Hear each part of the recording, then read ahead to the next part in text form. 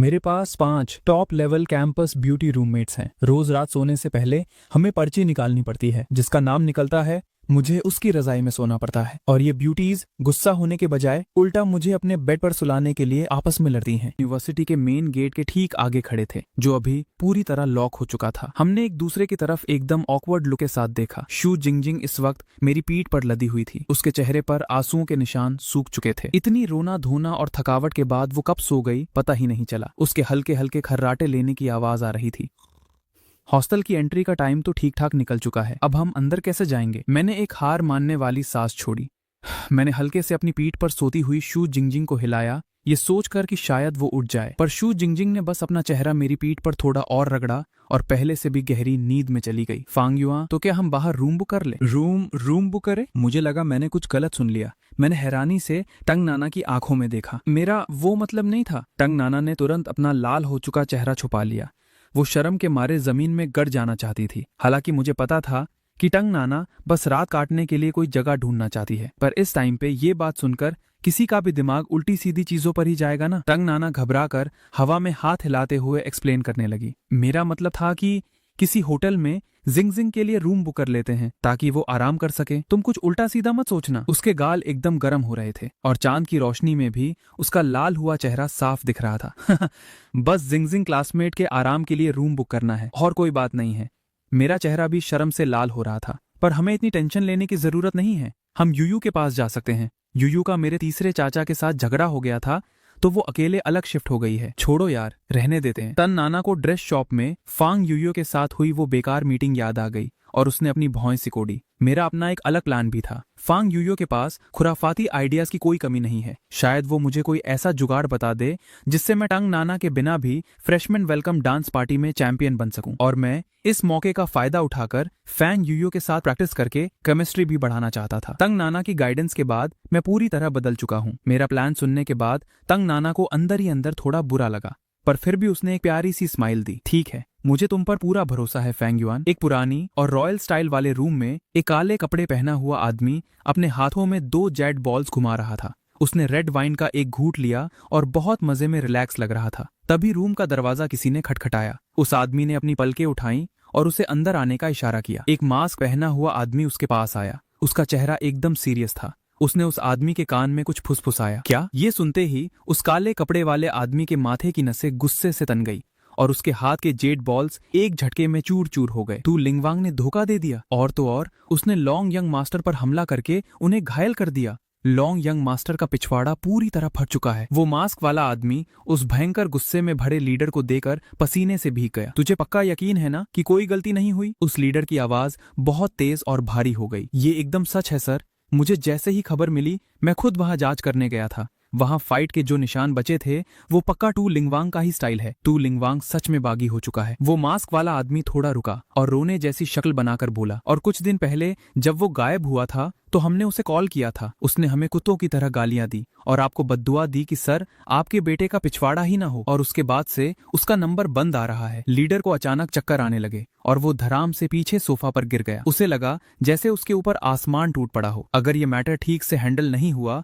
तो पूरा जंगचंग ब्रांच तबाह हो जाएगा। हरामखोर। हमारी ऑर्गेनाइजेशन ने उस पर इतने एहसान किए, इतने सालों तक उसे ट्रेन किया, इतना पैसा और रिसोर्सेज लगाए और उसे स्पिरिट किंग की पोस्ट दी। ये कमीना पागल हो गया है क्या जो ऐसी बिना दिमाग वाली हरकत कर दी? सर, अभी सबसे इंपॉर्टेंट काम है उस धोखेबाज को जल्दी से पकड़कर वापस लाना, वरना ऊपर वालों का गुस्सा हम झेल नहीं पाएंगे। मास्क वाले आदमी ने जल्दी से उसे याद दिलाया। हाँ, ठीक कहा। ओए सुन, जल्दी जाकर हुआ लिंगवांग को बुला कर ला। लीडर जल्दी से खड़ा हुआ और उस मास्क वाले को ऑर्डर दिया। Knock knock knock. Fang Yuan, कहीं तुम्हारी बहन सो तो नहीं गई? टोंग नाना ने धीरे से पूछा। ये कैसे हो सकता है? मैंने अभी कुछ देर पहले ही उसे कॉल किया था। ये बोलते हुए मैंने अपनी पीठ पर सो रही सू जिंगजिंग को थोड़ा ठीक से सेट किया और फिर से अपार्टमेंट का दरवाजा जोर से खटखटाया। इस बार फाइनली दरवाजा खुला, पर वो बस एक छोटी सी दरार जितना खुला और तुरंत वापस बंद हो गया। मैं फेंग यूयू की इस हरकत को देखकर पूरा कंफ्यूज हो गया। मेरे चेहरे पर हजारों सवाल थे। मैंने फिर से दरवाजा खटखटाया और चिल्लाया, जल्दी दरवाजा खोल यूयू,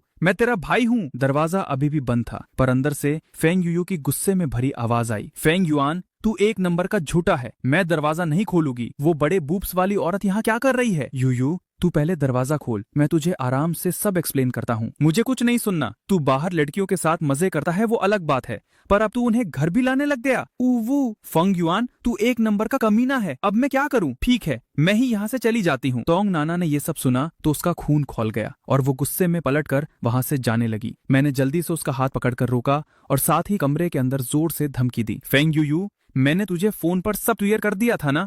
अगर तूने ये ओवर एक्टिंग बंद नहीं की तो कसम से मैं तुझे डांस पार्टी में नहीं ले जाऊंगा। ये सुनते ही दरवाजा एक झटके में खुल गया। फोंग यूयू ने तुरंत अपनी नौटंकी बंद की और एक बहुत प्यारी सी स्माइल लेकर सामने आ गई। उसने मेरा हाथ पकड़ा और बहुत प्यार से मक्खन लगाते हुए बोली, भाई मैं तो बस तेरे साथ मजे ले रही थी, जल्दी अंदर आ जाओ, जल्दी आओ। ये बोलते हुए उसने चोरी चुपके टोंग नाना को घूरा और जीप बाहर निकाली। सू जिंगजिंग को पीठ पर लिए हुए मैं रूम में अंदर गया। टोंग नाना अपना माथा पीटते हुए हार मानकर मेरे पीछे पीछे अंदर आई। फोंग यूयू जल्दी जल्दी इधर उधर भागकर सू जिंगजिंग को सोफा पर लिटाने में मेरी मदद करने लगी और बहुत प्यार से उसके ऊपर एक ब्लैंकेट भी ओढ़ा दिया। फोंग यूयू का ये बैचलर अपार्टमेंट ज्यादा बड़ा नहीं था, पर इसे बहुत प्यारे और शानदार तरीके से सजाया गया था। लाइट पिंक कलर का सोफा, एकदम मुलायम फर्री कारपेट और दीवार पर कुछ क्यूट कार्टून पेंटिंग्स लगी हुई थीं। देखकर ही पता चल रहा था कि उसने अपनी पसंद से इसे बहुत दिल से डेकोरेट किया है। टोंग नाना हॉल के बीच में खड़ी होकर चारों तरफ देख रही थी। वो दिल ही दिल में सोच रही थी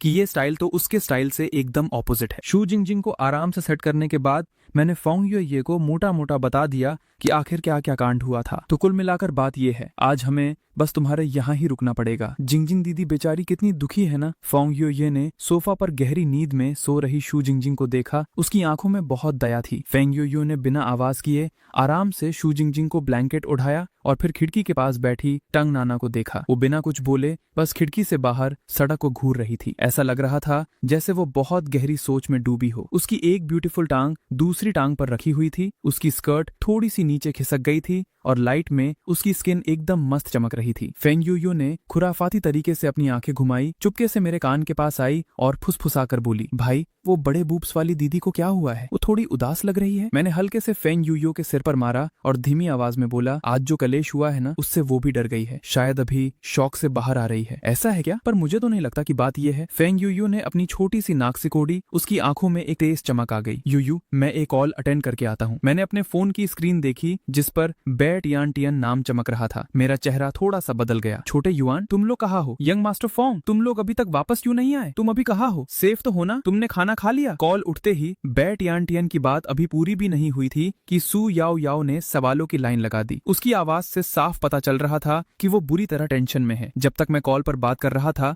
फेंग यूयू ने मौके का फायदा उठाया और चुपके से जाकर तंग नाना के बगल में बैठ गई। उसके चेहरे पर एक बहुत मीठी स्माइल थी। उसने बोलना शुरू किया, नाना दीदी, तुम्हारे और मेरे भाई के बीच आखिर चल क्या रहा है? मैंने देखा जब वो तुम्हारे बारे में बात कर रहा था तो उसका रिएक्शन बहुत मजेदार था। टैंग नाना इस अचानक पूछे गए सवाल से पूरी तरह घबरा गई। उसके गाल थोड़े लाल हो गए। उसने अपनी नजरें चुराते हुए धीमी आवाज में कहा, नहीं कुछ नहीं, हम बस नॉर्मल दोस्त हैं। नाना दीदी, क्या मैं अपने उस नल्ले भाई को नहीं जानती? उसके रिएक्शन से साफ पता चल रहा है कि वो तुम पर लटू है। टैंग नाना का दिल जोर से धड़का। उसने जल्दी से फोंग यूये की तेज नजरों से अपनी आंखें बचाई और जबरदस्ती नॉर्मल दिखने की एक्टिंग करते हुए बोली, तुम फालतू बातें मत करो। हम सच में बस फ्रेशमैन वेलकम डांस पार्टी के लिए एक साथ डांस प्रैक्टिस कर रहे हैं। क्या सच में बस इतना ही है? फेंग यूयो अचानक खड़ी हो गई और धीरे धीरे टैंग नाना के पास आने लगी। यूये, नाना दीदी, मेरा भाई बदसूरत तो बिल्कुल नहीं है ना?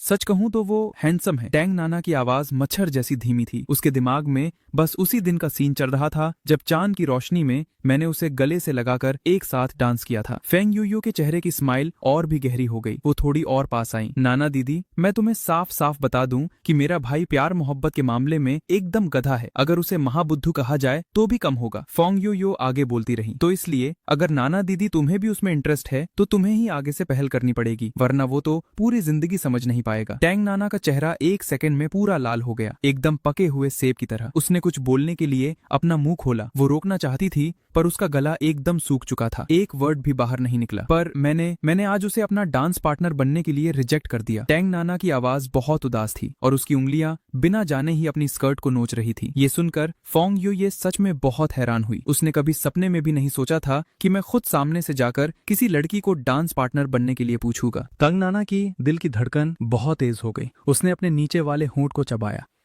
अचानक उसे कुछ याद आया और उसका दिल बहुत उदास हो गया, पर उसने चेहरे पर नॉर्मल दिखने की एक्टिंग करते हुए कहा, वो सीक्रेट ग्रैंड प्राइज जीतना चाहता है, इसलिए इतनी मेहनत कर रहा है। मेरे से इसका कोई लेना देना नहीं है। फेंग यूयू की खुराफाती स्माइल देखकर तंग नाना को अचानक समझ में आया कि वो बिना जाने ही फेंग यूयू की बातों के जाल में फंस चुकी है। कॉल खत्म करके मैं वापस आया। मैंने देखा कि फेंग यूयू और तंग नाना एक साथ बैठे हैं और उनका चेहरा एकदम सीक्रेट वाला लग रहा है। ये दोनों अचानक बातें कैसे करने लग गईं? कलेश हो गया। मेरा दिल एक झटके से बैठ गया। मुझे डर था कि कहीं फेंग यूयू ने फिर से कोई ऐसी ऑकवर्ड बात ना बोल दी हो जिससे तंग नाना को बुरा लग जाए। मैंने अभी कुछ पूछा भी नहीं था कि फेंग यूयू एकदम चौड़ में सोफा से कूदकर मेरे पास आई। उसने मेरा हाथ पकड़ा और बोली, भाई मेरी और नाना दीदी की तो बहुत अच्छी जम गई। बताओ हम क्या बातें कर रहे थे? फेंग यूयू ने अपनी बड़ी बड़ी आंखें झपकाई और जानबूझकर सस्पेंस बनाने लगी। मैंने एक हार मानने वाला लुक उसे दिया और नॉर्मल तरीके से बोला, मुझे क्या पता, तू फिर से कोई फालतू का रायता मत फैलाना। ये बोलकर मैंने पलटकर तंग नाना को देखा। उसका चेहरा लाल था, नजरें भाग रही थी और वो बहुत अनकंफर्टेबल लग रही थी। मेरे दिल में टेंशन होने लगी कि आखिर इन दोनों ने क्या बातें की है। फेंग यूयू ने अपनी आंखें झपकाई और एकदम शरीफ बच्चे की एक्टिंग करते हुए बोली, कुछ नहीं यार, मैं तो बस नाना दीदी के साथ लड़कियों के कुछ सीक्रेट्स शेयर कर रही थी, है ना नाना दीदी? तंग नाना ने घबराते हुए जल्दी जल्दी अपना सिर हाँ में हिलाया। उसकी हिम्मत नहीं थी कि वो मेरी आंखों में देखे। वो खड़ी हुई और बोली, टाइम भी काफी हो गया है, मैं जाकर देखती हूँ कि जिंगजिंग उठी या नहीं। ये बोलकर वो जल्दी से सोफा की तरफ भाग गई। ठीक है, तो मैं जाकर दोनों दीदियों के लिए रूम सेट कर देती हूँ। फेंग यूयू ने हंसते हुए मेरे कंधे पर हाथ मारा। उसके चेहरे पर एक गहरा मतलब छुपा था। भाई तू सच में एक नंबर का नल्ला है। एक बहन होने के नाते मैं बस इतनी ही मदद कर सकती थी। और फिर वो कूदती फांती हुए बेडरूम में चली गई। मुझे कुछ समझ नहीं आ रहा था। मुझे बिल्कुल समझ नहीं आया कि फैन यूयू का क्या मतलब था। तभी शू जिंगजिंग ने सोफा पर करवट ली और मुंह में बड़बड़ाई, यंग मास्टर मुझे दूर मत भेजो। उसकी आवाज में रोने जैसा डर था। साफ लग रहा था कि वो नींद में भी पहले जो हुआ उसके लिए खुद को ब्लेम कर रही है। टैंग नाना को दिल में बहुत बुरा लगा। वो आराम से सोफा के पास गई, नीचे बैठी और प्यार से उसे समझाते हुए बोली, जिंगजिंग कुछ नहीं हुआ है, टेंशन मत लो। उसने अपना हाथ बढ़ाकर आराम से शू जिंगजिंग को थपथपाया ताकि वो उस डरावने सपने से बाहर आकर शांत हो सके। फैन युआन मेरी मदद करो। टैंग नाना का चेहरा थोड़ा सा बदल गया। उसने मेरी तरफ देखा। उसकी आंखों में एक अजीब सा इमोशन था। मैंने अपना सिर खुजाया। मुझे भी समझ नहीं आया कि शू जिंगजिंग ने अचानक मेरा नाम क्यों लिया। जल्दी यहाँ आओ। टैंग नाना थोड़ी हेल्पलेस लग रही थी, पर फिर भी उसने मुझे हाथ से इशारा करके बुलाया। मैं जल्दी से सोफा के पास गया और नीचे बैठा। मैंने शू जिंगजिंग के सिकुड़े हुए माथे को देखा, थोड़ा सा हिचकिचाया और ब्लैंकेट के बाहर निकले हुए उसके हाथ को आराम से पकड़ लिया और धीमी आवाज में बोला, जिंगजिंग क्लासमेट मैं यहाँ हूँ, डरो मत। शायद मेरी आवाज सुनकर शू जिंगजिंग धीरे धीरे शांत होने लगी। उसके माथे की सिकुड़न भी आराम से खुल गई और उसके मुंह से आ रही बड़बड़ाहट भी रुक गई। टैंग नाना ने मुझे शू जिंगजिंग का हाथ पकड़े हुए देखा। उसके दिल में बिना किसी बात के थोड़ी जलन और उदासी होने लगी। उसने अपना चेहरा दूसरी तरफ घुमा लिया और धीमी आवाज में बोली, मैंने सोचा नहीं था कि जिंगजिंग तुम पर इतना ट्रस्ट करती है। मुझे थोड़ा ऑकवर्ड लगा और मैंने जल्दी से शू जिंगजिंग का हाथ छोड़ दिया। मैं खड़ा हुआ, अपना सिर खुजाते हुए बोला, शायद इसलिए क्योंकि हमने अभी कुछ चीजें साथ में फेस की हैं, तो उसे अंदर से लग रहा होगा कि मैं उसकी मदद कर सकता हूँ। टैंग नाना ने आराम से हाँ में सिर हिलाया और कुछ नहीं बोली, पर उसकी नजरें अभी भी शू जिंगजिंग पर ही टिकी थी। फैंग योयुए बेडरूम से बाहर आई। उसने ये सब देखा और हंसते हुए बोली, ओहो भाई, मुझे नहीं पता था कि तू लोगों को इतने अच्छे से हैंडल कर लेता है। ये बोलते हुए वो मेरे पास आई, मेरा हाथ पकड़ा। भाई मैंने अपना रूम सेट कर दिया है। आज रात नाना दीदी और जिंगजिंग दीदी मेरे रूम में सोएगी। तू सोफा पर सो जाना, ठीक है? वेट, तू कहाँ सोएगी? मैंने नोटिस किया कि फैंग योयुए ने अपने बारे में तो बताया ही नहीं। मैं, ये भी कोई सोचने वाली बात है। मैं तो पक्का अपने भाई के साथ ही सोगी ना। फैंग योयुए ने अपने पीछे से एक ग्रे कलर का रैबिट सॉफ्ट टॉय निकाला और एकदम हक जताते हुए मेरी तरफ देखने लगी। नहीं, ये कैसे हो सकता है? मैं और टैंग नाना लगभग एक साथ बोले। जब मैंने सुना कि टैंग नाना ने भी मना किया है, मैं थोड़ा हैरान हुआ और पलटकर उसे देखा। टैंग नाना को लगा कि उसने थोड़ा ज्यादा ही ओवर रिएक्ट कर दिया है। उसका चेहरा थोड़ा लाल हो गया और वो एक्सप्लेन करने लगी, यूये तुम अब बड़ी हो गई हो, अपने भाई के साथ सोना अब ठीक नहीं है।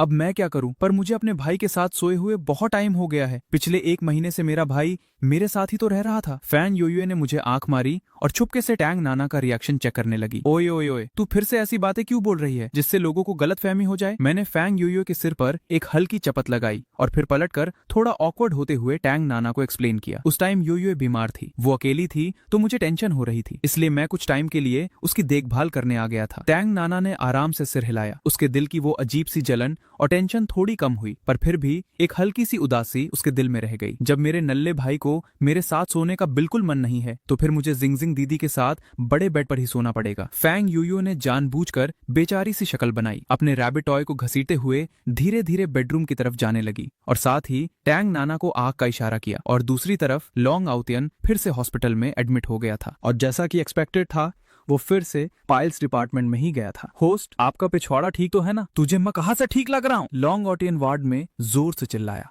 अगर मुझे पहले से पता होता तो मैं वो घटिया कॉन्ट्रैक्ट साइन करने बिल्कुल नहीं जाता। मेरी तो जान ही जाने वाली थी वहां। होस्ट, ये दुनिया ऐसी ही है। यहाँ बहुत से खतरे ऐसे हैं जिनका हम पहले से अंदाजा लगा नहीं सकते और इस दुनिया का फायरवॉल पिछले कुछ दुनियाओं से बहुत ज्यादा स्ट्रॉन्ग और परफेक्ट है, इसलिए मैं यहाँ आपको बहुत लिमिटेड मदद ही दे सकता हूँ। तो फिर मुझे उन चारों कैंपस ब्यूटीज को पटाने की क्या जरूरत है? क्या हमारा फाइनल गोल ये नहीं है कि लॉन्ग फैमिली जियांगचेंग के सारे बिजनेस को अपने कंट्रोल में ले ले और पूरे जियांगचेंग पर राज करे? ऐसा ही है होस्ट। अभी बीच के जितने भी मिशंस हैं वो सब मेरी डीप कैलकुलेशंस के बाद ही प्लान किए गए हैं। ये इस दुनिया की स्टोरी को बदलने का सबसे फास्ट रास्ता है, क्योंकि अगर इस दुनिया की ओरिजिनल स्टोरी के हिसाब से चले तो लॉन्ग फैमिली जब 3 साल बाद जियांगचेंग के बिजनेस में एंट्री लेगी तो जियांगचेंग की सारी लोकल कंपनीज एक साथ मिलकर उन्हें बुरी तरह हरा देगी और उसके बाद वो कभी उठ नहीं पाएंगे और हमेशा के लिए एक सेकंड क्लास फैमिली बनकर रह जाएंगे। इतना बुरा होगा क्या? पर अगर होस्ट आप उससे पहले इन कैंपस ब्यूटीज का दिल जीत लेते हैं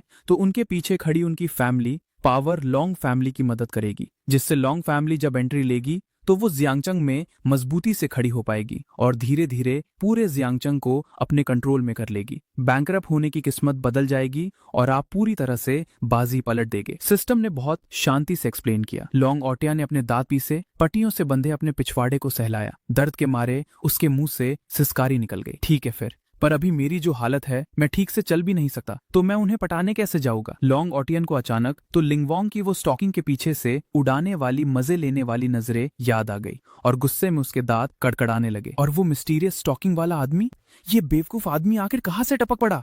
अगली बार अगर वो मुझे दिखा तो मैं उसकी जान ले लूंगा। ये तो मुझे भी नहीं पता, पर एक बात पक्की है कि इस दुनिया में उसकी पावर लेवल जेनिन के टॉप लेवल पर है। तेरी माँ की, जेनिन है ना? सिस्टम, मुझे इस दुनिया की पावर और स्किल्स खरीदनी है। होस्ट, क्या आप सच में ऐसा करना चाहते हैं? हाँ, मैं पक्का करना चाहता हूँ, 100% पक्का। मैं इतनी सारी दुनियाओं में तबाही मचा चुका हूँ और पहली बार किसी ने मुझे इस तरह कुत्तों की तरह पीटा है। मैं ये बेइज्जती बिल्कुल बर्दाश्त नहीं कर सकता। मुझे उस मिस्टीरियस स्टॉकिंग वाले आदमी को जान से मारना है। होस्ट, अगर हम इस दुनिया में हैक करके पावर लाते हैं तो पहले के मुकाबले कई गुना ज्यादा रिसोर्सेस खर्च होंगे। अगर आप ऐसा करते हैं तो आपकी पहले की सारी कमाई भार में जाए वो सब। अभी मुझे बस उस मिस्टीरियस स्टॉकिंग वाले आदमी को मारना है।